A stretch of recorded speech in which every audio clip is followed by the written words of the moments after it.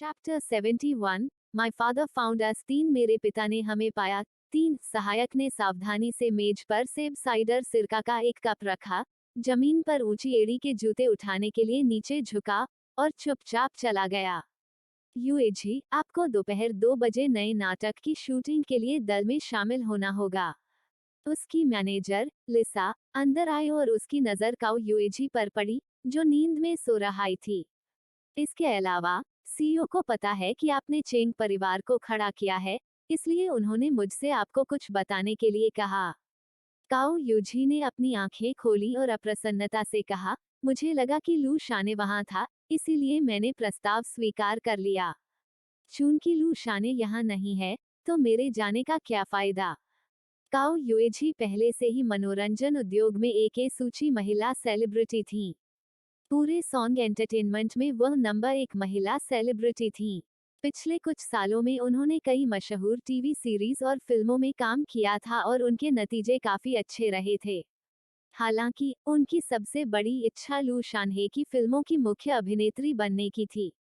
दुर्भाग्य से लू शाने ने उसे बिल्कुल भी अपनी नजर में नहीं रखा, और यहाँ तक कि उसका अभिनय कौशल स्मृतिहीन था। निष्प्राण काओ यूएजी आश्वस्त नहीं थे। उन्होंने अभिनय स्कूल से स्नातक की उपाधि प्राप्त की, और यहाँ तक वरिष्ठ अभिनेताओं ने भी उनके अभिनय कौशल को पहचाना। फिर भी लू शानहे अभी भी उस महिला के प्रति आसक्त थी जो गायब हो गई। जब उसने उस महिला के बारे में सोचा जिसने अपनी सुंदर और आकर्षक उपस्थिति के साथ चोंगसम पहना हुआ था, तो काओ यूएजी की आंखों में ईर्ष्या झलक उठी। वो कुतिया 5 साल से गायब थी, फिर भी निर्देशक लू शानहे अभी भी उसके बारे में सोच रहे थे। यूएजी, आप अभी भी सॉन्ग एंटरटेनमेंट के एक हस्ताक्षरित कलाकार हैं, इसलिए आपको कंपनी की व्यवस्था को सुनना होगा, उसकी प्रबंधक लिसा ने शांति से कहा। आप राष्ट्रपति सॉन्ग के स्वभाव को जानते हैं। भले ही आप एक लोकप्रिय कलाकार हों, फिर भी वह आपकी प्रतिष्ठा को बर्बाद कर सकते हैं। काओ यूएजी का गला रुंध गया और वह जवाब देना चाहता था। लिसा ने आगे कहा, प्रेसिडेंट सॉन्ग ने मुझसे कहा था कि मैं आपको बता दूं कि अगली बार ऐसा नहीं होगा। काओ यूएजी ने एक शब्द भी नहीं कहा। वह 10 वर्षों से सॉन्ग एंटरटेनमेंट में थी। वह सोन चेन के स्वभाव को किसी और से बेहतर जानती थी। इस टाइकून ने मनोरंजन उद्योग के आधे से अधिक संसाधनों को नियंत्रित किया। चींटी को कुचलने की अपेक्षा उसे कुचलना अधिक आसान होगा। भले ही काओ यूएजी सर्वश्रेष्ठ अभिनेत्री थी, भले ही उन्होंने हर साल कंपनी के लिए भारी मुनाफा कमाया हो, फिर भी उन्हें हटाया जा सकता था। ठीक है, आइए पहले 2 घंटे का ब्रेक लें। हम दोपहर में प्रोडक्शन टीम के पास जाएंगे। मैं आपको किसी और दिन व्यक्तिगत रूप से चेंग के गेमिंग से माफी मांगने के लिए ले जाऊंगी। लिसा ने काओ यूएजी की आंखों में असंबद्ध भाव देखा और अपना सिर थोड़ा हिलाया। प्रसिद्ध होने के बाद काओ यूजी थोड़ा अहंकारी लग रहा था और स्थिति को स्पष्ट रूप से नहीं देख सका।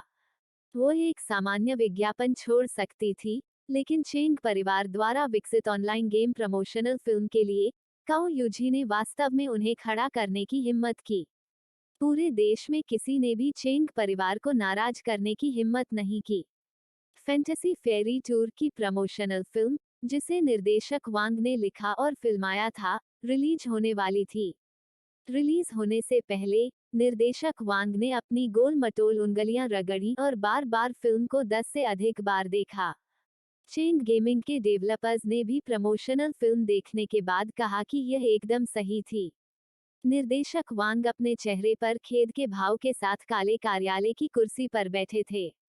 अफसोस की बात है, यह बहुत अच्छा होगा यदि मिस गू मानक्सी अपना चेहरा दिखा सकें। यह निश्चित रूप से पूरे इंटरनेट को विस्फोटित कर देगा।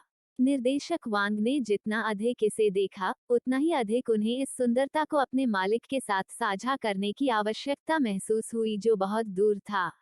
उसने तुरंत अपना फोन निकाला और अपने मालिक को एक टेक्स्ट संदेश भेजा। वांग फुगुई, मास्टर, मास्टर, मैंने एक ऑनलाइन गेम के लिए एक प्रचार वीडियो पूरा कर लिया है। मैंने पूरा वीडियो आपके ईमेल पर भेज दिया है। लू शानहे, मुझे इतनी छोटी सी बात से परेशान मत करो। वांग फुगुई, यह कोई छोटी बात नहीं है।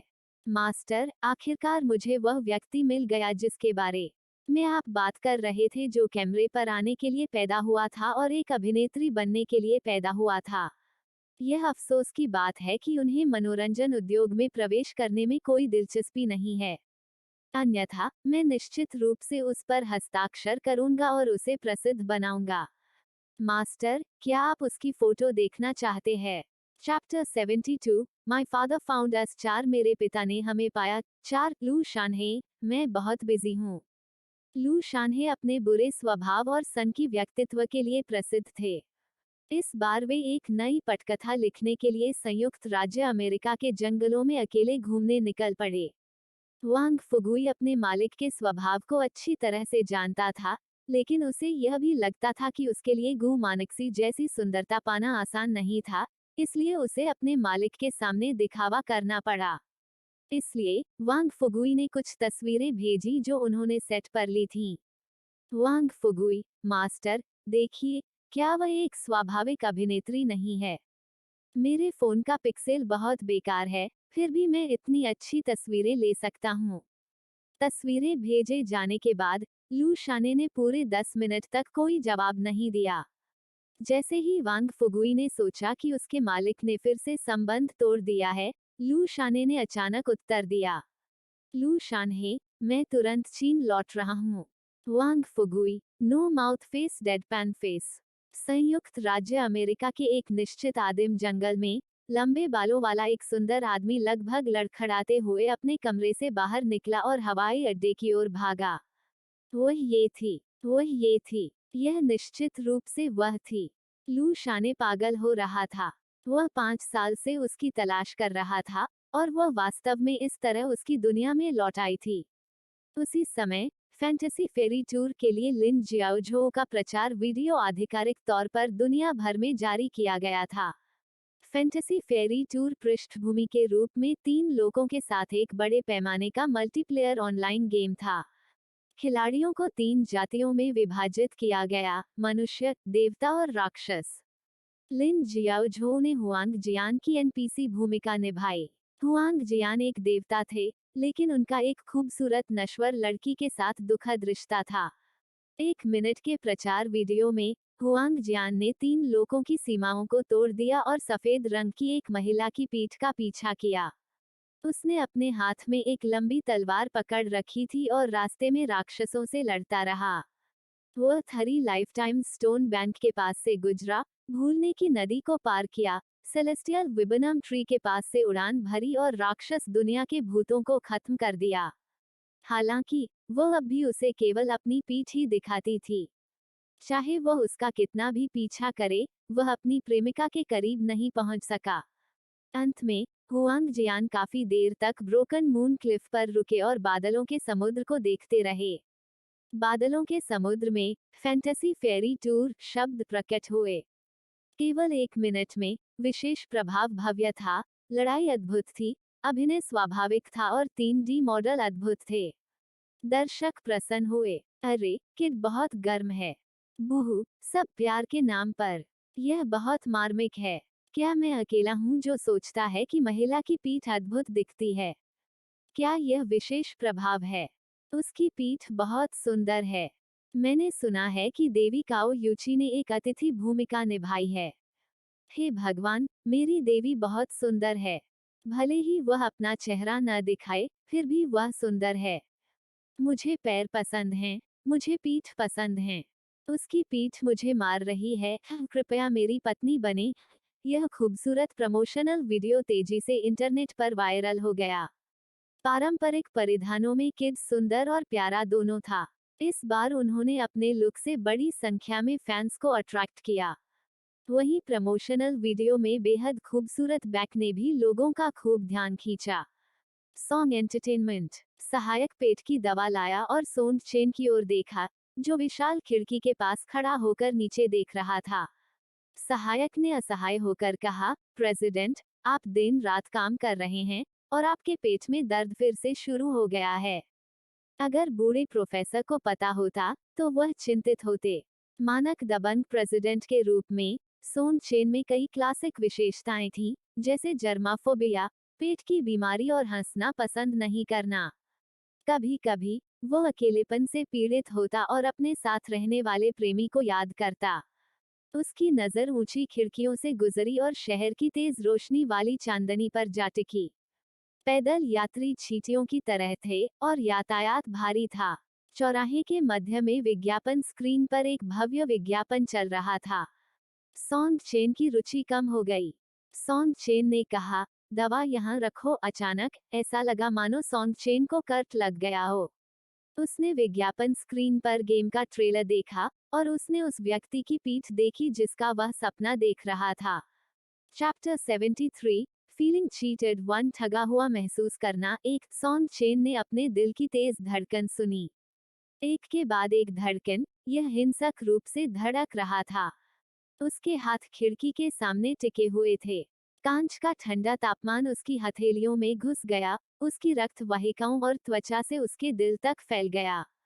यह वह है, यह वह है, यह उसका होना चाहिए। सौंग चेन पहले कभी इतना आश्वस्त नहीं था। इस दुनिया में केवल उसकी पीठ ही इतनी पतली और ठंडी थी। केवल वही किसी पेंटिंग में एक खूबसूरत व्यक्ति की तरह तैयार हो सकती थी। जिन दिनों और रातों में उन्होंने साथ बिताया, वो उसके कंधों के मोड़, उसकी कमर की कोमलता से परिचित था और उसकी आकृति का पिछला भाग सौंग चेन के दिल में गहराई से अंकित था। प्रेसिडेंट। सौंग चेन की अजीब अभिव्यक्ति देखकर सहायक ने अस्थायी रूप से पूछा। काफी देर के बाद काले सूट वाले व्यक्ति ने अपना सिर घुमाया। सहायक ने उसकी थोड़ी लाल आंखें देखीं। सहायक को लगा कि वह चीजें देख रहा है।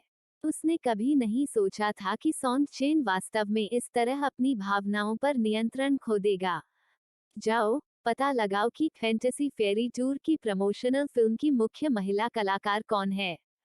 जितनी जल्दी हो सके ऐसा करो। सौंग चेन की उंगलियां कांप रही थीं। उसने कभी सोचा भी न था कि वह स्त्री सचमुच राजधानी में होगी।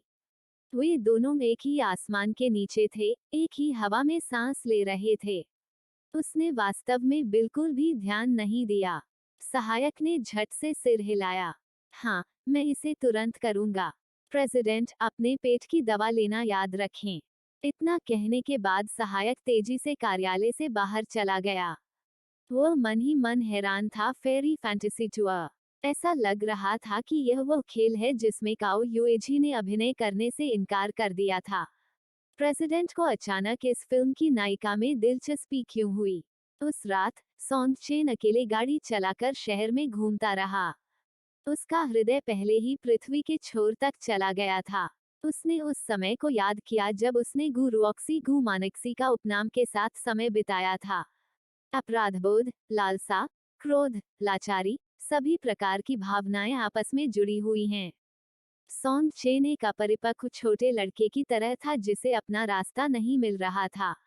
उनके विचार जटिल थे। वह लापरवाही से इधर उधर चला गया और अनजाने में एक अपार्टमेंट परिसर में चला गया।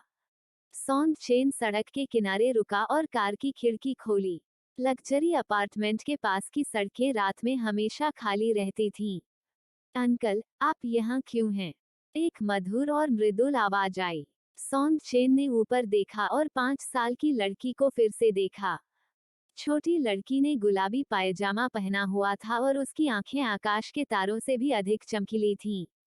दुर्भाग्य से वह गंदी थी। उसके हाथों की आइसक्रीम पिघल चुकी थी और उसके छोटे छोटे हाथ गंदे थे।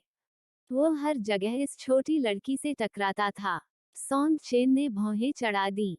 उसे बच्चों से नफरत थी, खासकर गंदी उंगलियों वाले बच्चे। अंकल, क्या आप भी घर से चुपचाप आइसक्रीम लेने निकले थे? गुचू ने मुस्कुराते हुए पूछा, अपने दिल में एक अच्छे शो के शुरू होने का इंतजार कर रही थी। ऐसा क्या था जिसने मुख्य अभिनेता को आधी रात में लक्ष्यहीन तरीके से गाड़ी चलाने पर मजबूर कर दिया? ऐसा क्या था जिसने उसके पिता को उदास कर दिया और अकेले बाहर चले गए? क्या यह नैतिकता की हानि थी या मानवता का विनाश, या क्या उसे अंततः उसकी मां के ठिकाने के बारे में पता चला और वह घबरा गया था और नहीं जानता था कि उससे कैसे मिलें? अंधेरा हो रहा है, जल्दी करो और घर जाओ। सौंग चेन ने दूर नहीं स्थित लग्जरी कॉन्डोमिनियम क्षेत्र पर नजर डाली। गुचू के मुंह के कोने मुड़ गए और उसकी आंखों में एक चालाक नजर चमक उठी। अंकल, अंधेरा हो रहा है। मुझे अकेले रहने में डर लग रहा है। क्या अंकल मुझे घर भेज सकते हैं? मेरी माँ बहुत सारे स्वादिष्ट व्यंजन बना सकती हैं। मेरी माँ दुनिया की सबसे खूबसूरत माँ है। चलो पापा, मेरे साथ घर चलो। मैं तुम्हें अपनी माँ से मिलवाऊंगी। आपको अपनी पत्नी को ढूंढने से पहले 10 साल से अधिक समय तक उसके मरने का इंतजार करने की जरूरत नहीं है, जैसा कि आपने मूल उपन्यास में किया था। अब मेरे जैसे बहुत प्यारे और विचारशील छोटे बच्चे नहीं हैं। सॉन्ग चेन को इस गंदे बच्चे को घर भेजने में कोई दिलचस्पी नहीं थी, लेकिन एक बच्चे के लिए इतनी दूरी तय करना सुरक्षित नहीं था। सॉन्ग चेन ने अपना फोन निकाला और पूछा, तुम्हारे पिता का फोन नंबर क्या है? चैप्टर 74, फीलिंग चीटेड टू, ठगा हुआ महसूस करना। दो आधी रात में बच्चे के माता पिता से संपर्क करना बेहतर था। सॉन्ग चेन ने अपनी आंख के कोने से गूचू को देखा। हालांकि बच्चा गंदा था, वह बहुत प्यारी लग रही थी। वह नहीं जानता था कि बच्चे का पिता कितना गैर जिम्मेदार है। वह बच्चे की देखभाल भी नहीं कर सका, और उसने उसे आधी रात में आइसक्रीम खरीदने के लिए भी बाहर जाने दिया। यदि वह किसी बुरे व्यक्ति से मिली, तो परिणाम अकल्पनीय होंगे। कितना गैर जिम्मेदार पिता है। मैं तुम्हारे पिता को फोन करूंगा और तुम्हें घर ले जाने के लिए कहूंगा। सॉन्ग चेन का स्वर उदासीन था। गू छू के मुंह का कोना हिल गया। स्मक, आपके अत्यंत तिरस्कारपूर्ण स्वर में क्या है? गू छू ने कहा, मैं नहीं, छू छू। झाओ यान की आवाज सड़क के किनारे से आई। उसने अभी अभी एक रात की बैठक समाप्त की थी, लेकिन उसे आवासीय क्षेत्र के बाहर गू छू की छोटी सी आकृति देखने की उम्मीद नहीं थी। झाओ यान ने गाड़ी आगे बढ़ाई और कार की खिड़की नीचे लुढ़क गई। छू छू, तुम आधी रात को बाहर क्या कर रहे हो? क्या तुम्हें डर नहीं लगता कि तुम्हारी माँ गुस्सा हो जाएगी और तुम्हें मार डालेगी? यह कहने के बाद झाओ यान ने सड़क के किनारे खड़ी काली लग्जरी कार पर नजर डाली और सॉन्ग चेन को देखा। उसकी ठंडी आंखें थोड़ी ऊपर उठी। झाओ यान कार से बाहर निकला और गूचू को वापस अपनी कार में ले गया, जो कुछ कहना चाहता था लेकिन झिझक रहा था। गूचू कार की खिड़की पर झुकी हुई थी, और वह थोड़ी अवाक थी। अंकल, मैं अपने पिता को बहकाने की कोशिश कर रही हूँ। तुम यहाँ परेशानी पैदा करने क्यों आए हो? झाओ यान ने घूमकर चेन गाने की ओर थोड़ा सिर हिलाया।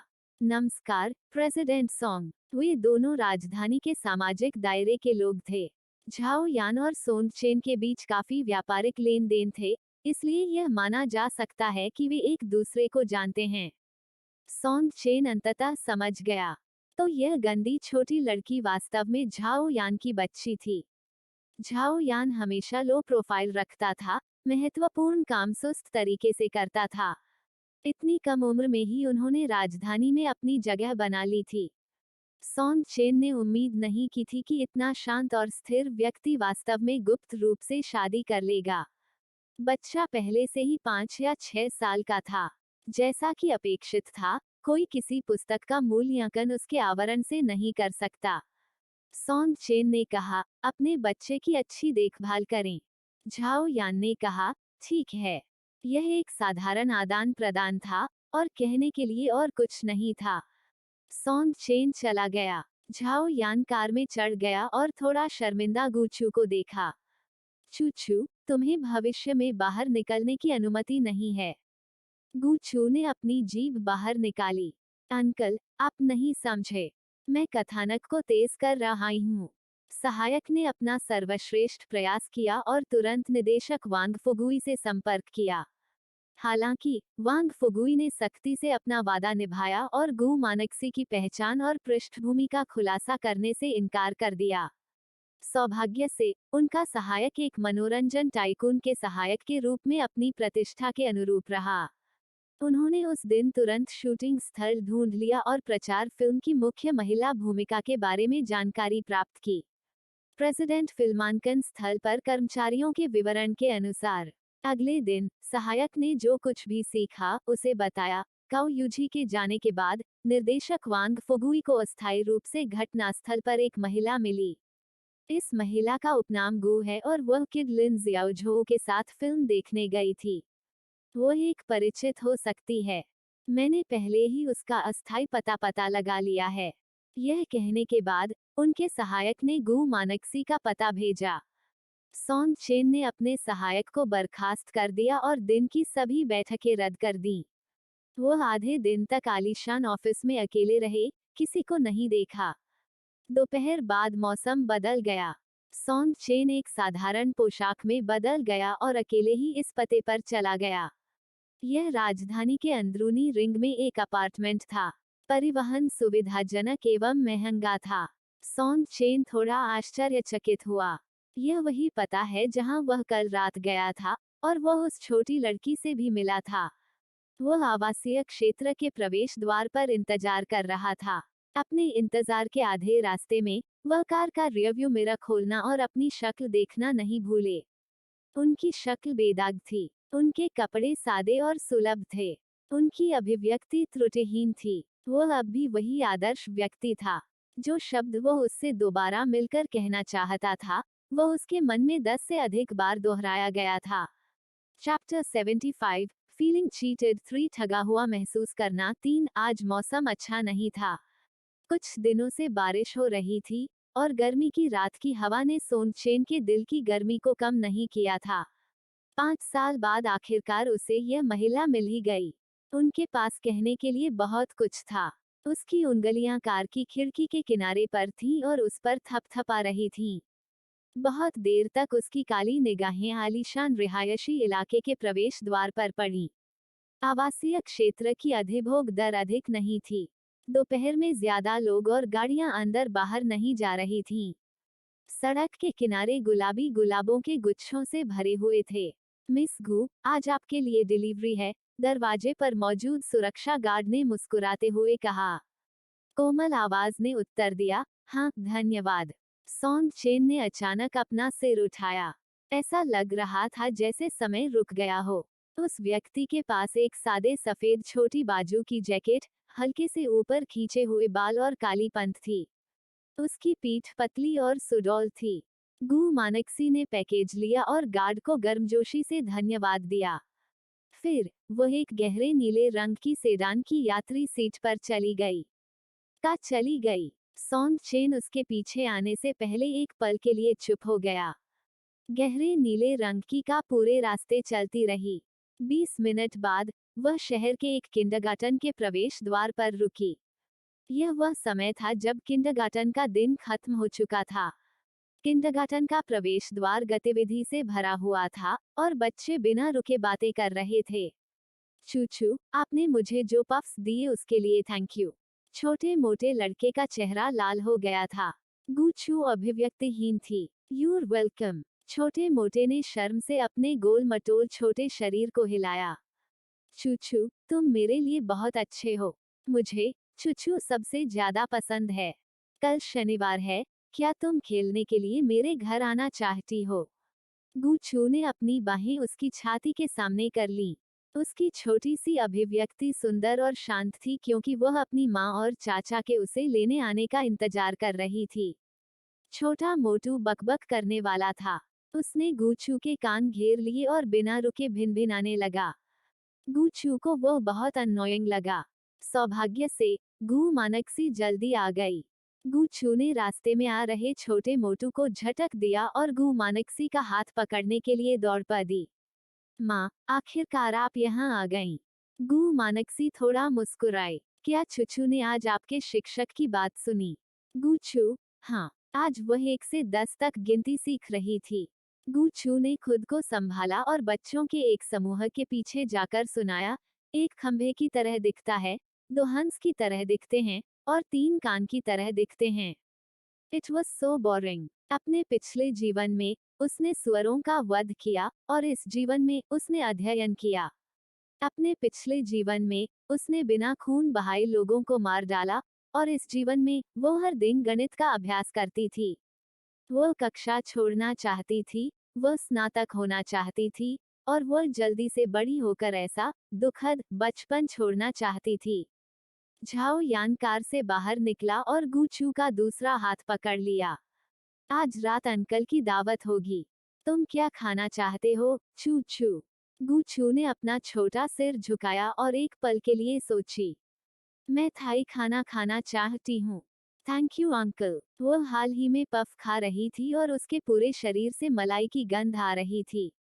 उसका वजन भी कुछ किलोग्राम बढ़ गया था और वो बस एक स्वाद बदलना चाहती थी। ठीक है, झाओ यान ने कहा। वे तीनों कार में बैठे और धीरे धीरे चले गए। किसी ने ध्यान नहीं दिया कि सड़क के कोने पर एक लो प्रोफाइल काली लग्जरी कार खड़ी थी।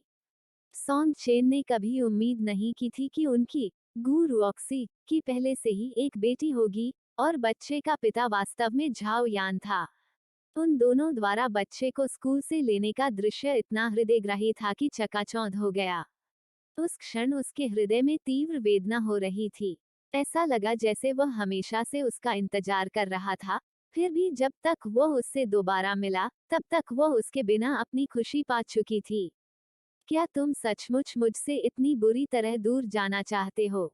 सॉन्ग चेन ने अपनी आंखें नीची कर लीं। उसकी काली आंखें भावनाओं से भरी थीं। वो हरी घास पर गिरती बारिश की बूंदों को सुन सकता था। उस समय बहुत सारे संयोग और गलतफहमियां थीं। उसने अनगिनत दिन पछतावे में बिताए थे। वो उससे आमने सामने माफी मांगना चाहता था और अपने सच्चे प्यार का इजहार करना चाहता था। लेकिन वह इतनी दृढ़ हो गई कि वह चली गई थी और जल्द ही किसी और की बाहों में थी। और उसकी एक बेटी थी। चैप्टर 76, चुचू का गायब होना। एक उन्होंने अनगिनत बार गू रॉक्सी के साथ अपने पुनर्मिलन के दृश्य की कल्पना की थी। हालांकि उन्होंने कभी नहीं सोचा था कि उन्हें ऐसा दृश्य देखने को मिलेगा। स्वर्ग से नर्क में जाने का एहसास इससे ज्यादा कुछ नहीं था। आसपास कारों और पैदल यात्रियों की भीड़ थी। काफी देर के बाद सोन चेन रात के अंधेरे में चला गया। गू चू हाल ही में बेहद उदास थी। उसके पिता गू मानक्सी को देखने क्यों नहीं आए? लिन जियाओझो जिस गेम विज्ञापन का समर्थन कर रहे थे वह प्रचार में चेंग परिवार के भारी निवेश के कारण धीरे धीरे पूरी दुनिया में प्रसिद्ध हो गया था। अगर सॉन्ग चेन अंधा नहीं होता तो उसने यह विज्ञापन जरूर देखा होता।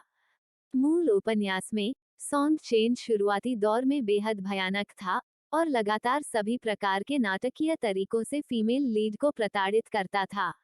बाद के चरणों में सॉन्ग चेन एक बदमाश से एक प्यार करने वाले सीईओ में बदल गया।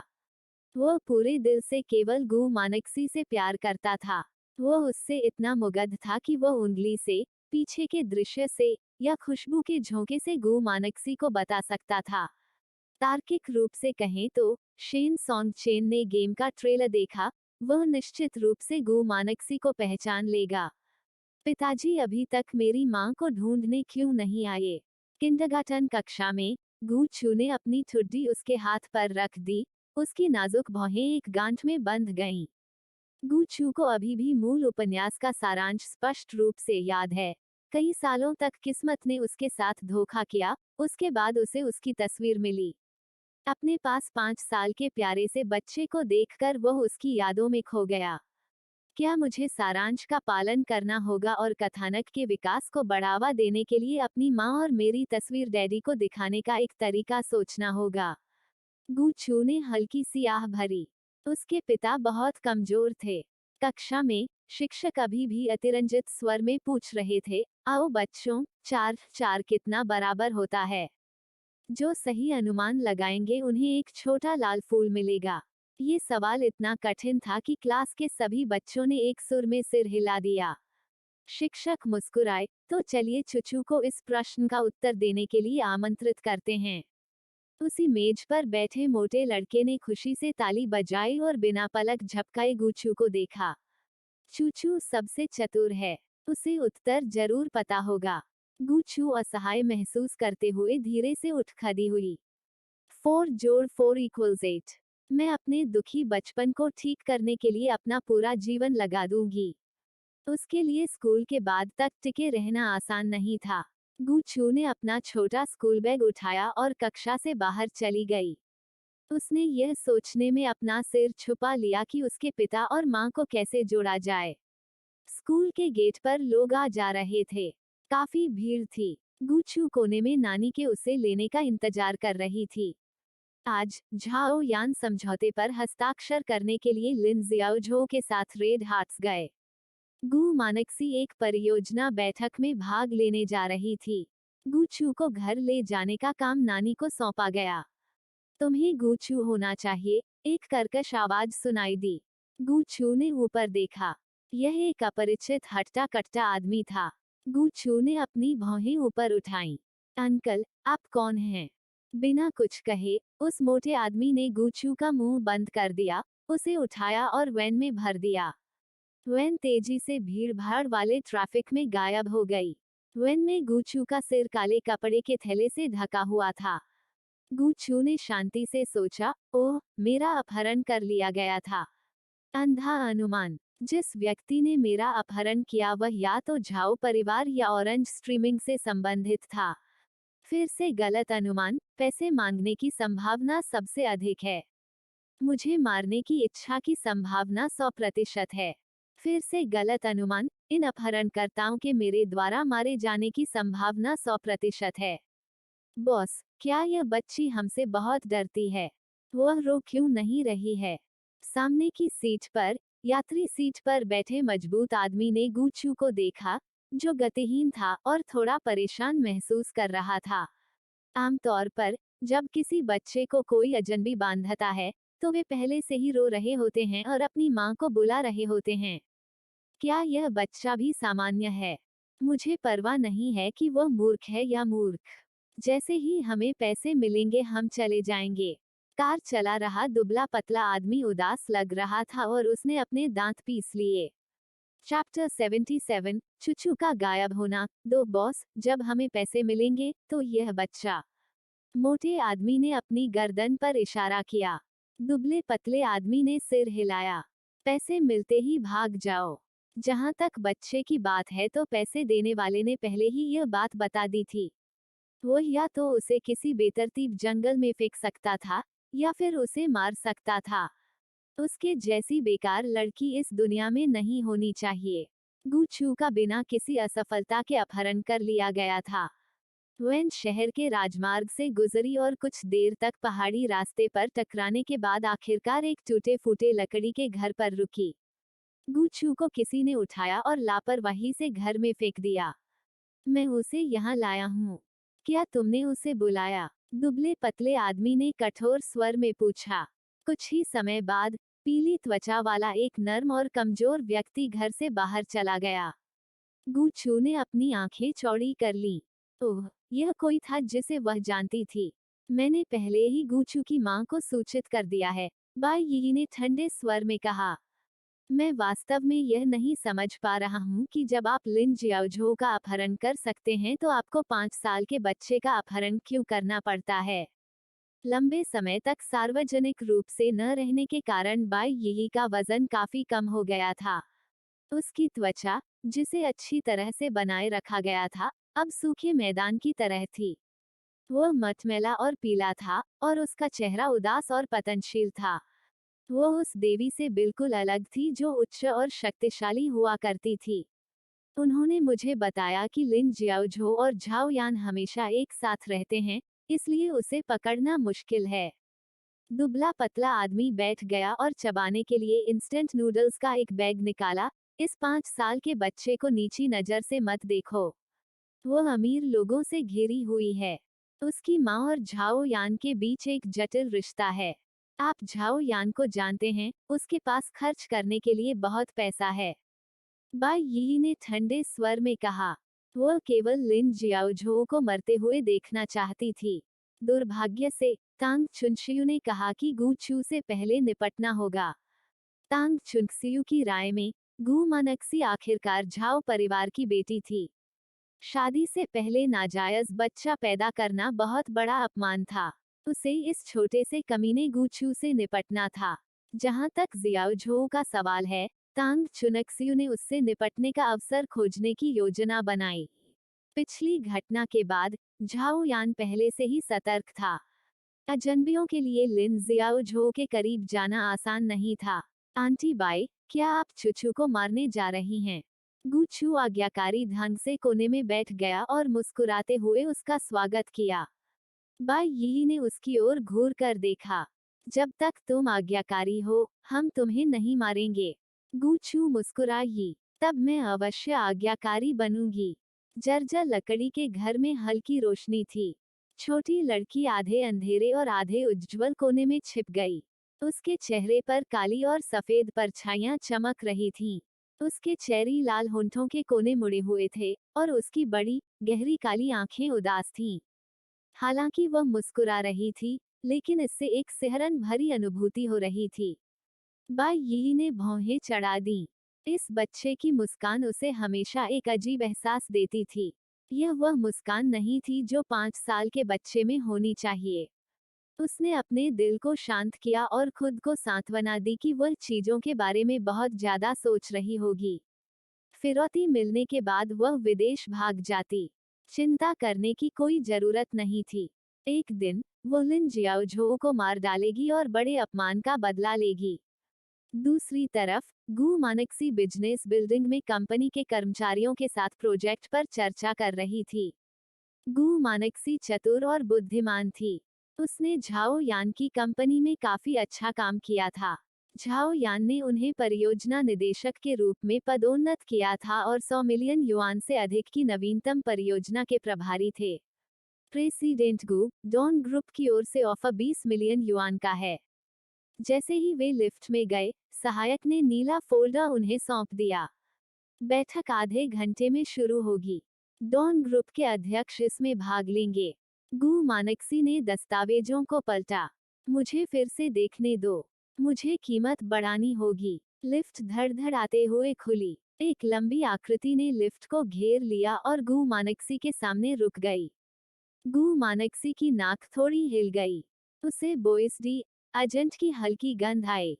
चैप्टर 78 द एनकाउंटर 1 मुठभेड़ एक बोइस डी एजेंट गु मानक्सी का पसंदीदा इत्र था। यह बारिश के बाद हरे भरे बांस के जंगल की हल्की खुशबू के समान थी, जो नासिका छिद्रों के बीच बहती और तरंगित हो रही थी। खुशबू तेज नहीं थी, लेकिन हल्की और लंबे समय तक रहने वाली थी। यह पुरुषों और महिलाओं दोनों के लिए उपयुक्त था। सौंग चेन छोड़ने के बाद गु मानक्सी ने अपने सारे कपड़े और परफ्यूम बदल लिया। उसके शरीर पर सबसे सुगंधित गंध केक की दूधिया गंध थी, क्योंकि गूचू को केक खाना पसंद था। गु मानक्सी ने अपना सिर उठाया। वो एक जोड़ी गहरी, अंधेरी आंखों से टकराए। गु मानक्सी स्तब्ध रह गई। एक पल में अनगिनत यादें उसके दिमाग में घूम गईं।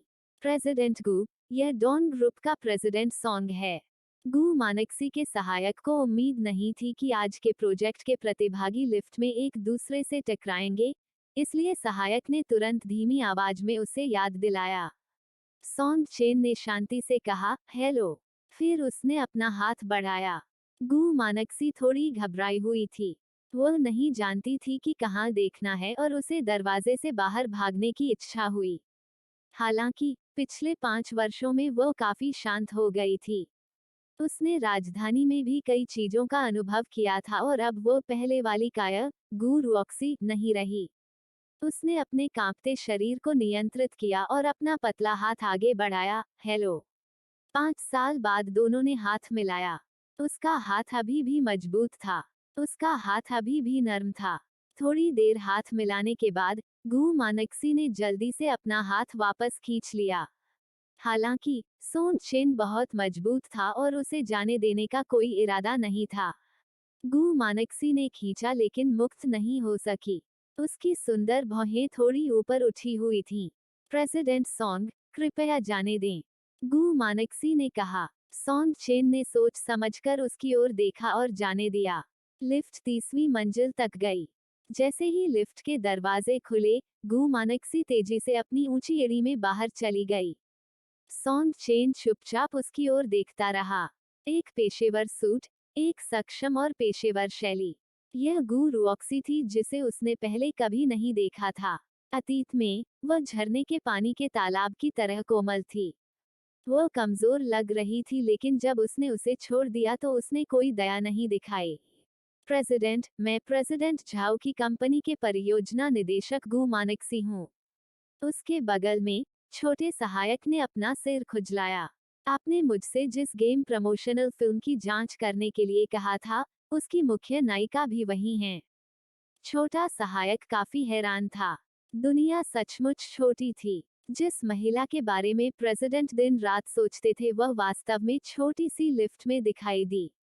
सहायक को स्पष्ट रूप से याद था कि राष्ट्रपति गु मानक्सी की तलाश में निकले थे। वापस आने के बाद उसने 3 दिन तक खुद को नशे में रखा।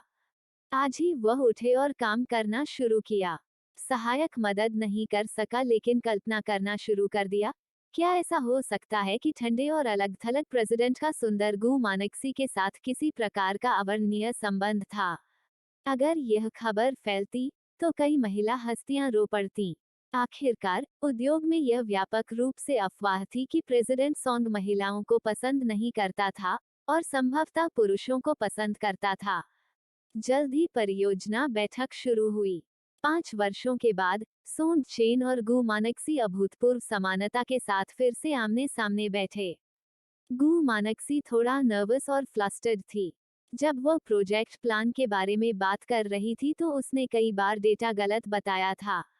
हालांकि सोन चेन ने इस ओर इशारा नहीं किया। वह वहीं शांति से बैठा रहा, उसकी काली काली आंखें शांति से गु मानक्सी का आकार देख रही थीं। गु मानक्सी बहुत दबाव में थी। चाहे 5 साल पहले हो या 5 साल बाद, वह इस खतरनाक आदमी की थाह नहीं ले सकी। यह हमारी कंपनी की ओर से ऑफर है, 30 मिलियन। गु मानक्सी ने अंततः परियोजना का परिचय समाप्त कर दिया। उसने अपने गले को तर करने के लिए, अपनी भावनाओं को छिपाने की कोशिश करते हुए, पानी का एक घूंट लिया। वह सोन चेन की निगाहें बर्दाश्त नहीं कर सकी। ऐसा लग रहा था मानो वह उसे जला डालेगा। वह और भी चिंतित थी। अगर सोन चेन को चूचू के अस्तित्व के बारे में पता चल गया तो क्या होगा? यदि वह चूचू को दूर ले जाना चाहे तो क्या होगा?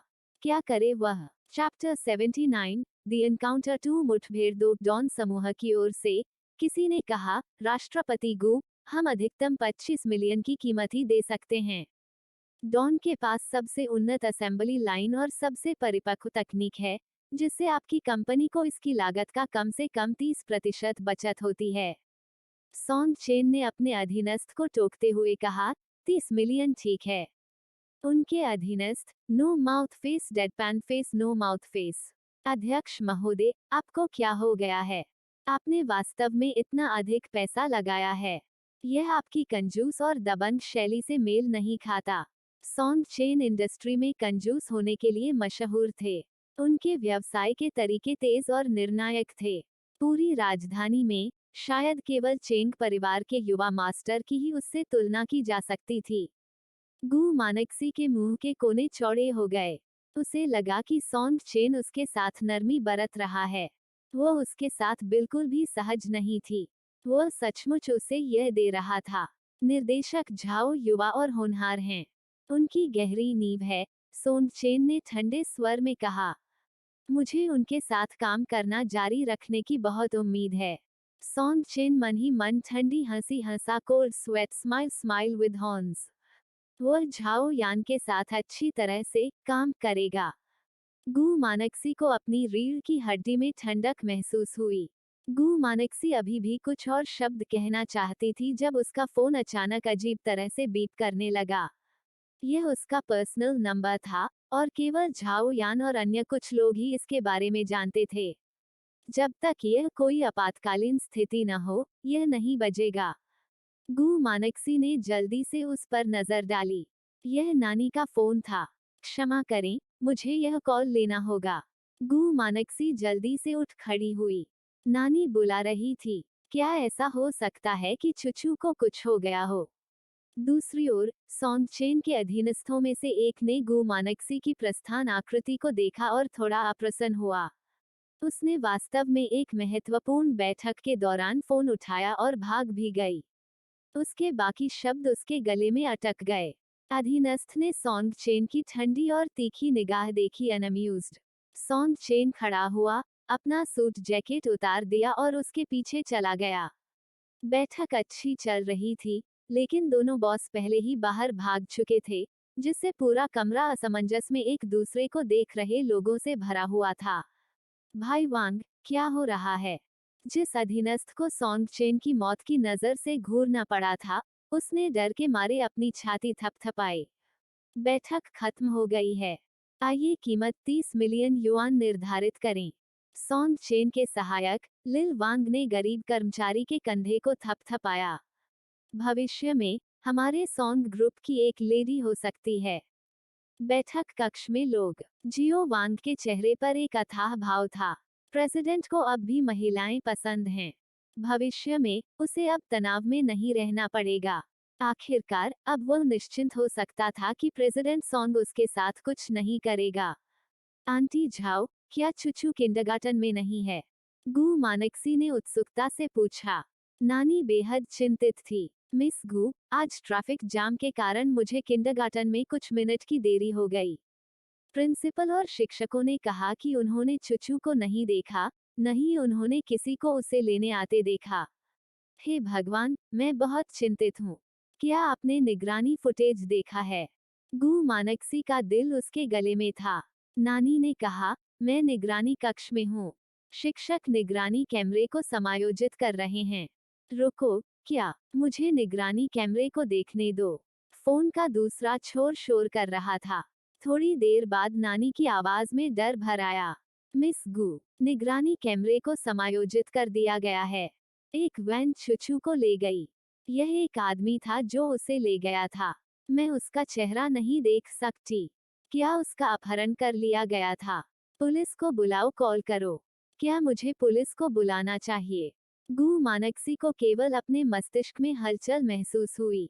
उसकी सारी ताकत एक पल में खत्म हो गई। उसका शरीर हिल गया और उसकी आंखें काली पड़ गईं। सौभाग्य से सॉन्ग चेन दौड़कर आया और उसे पकड़ लिया। पीली गु मानक्सी को देखते हुए सॉन्ग चेन ने गहराई से भौहें चढ़ा दी।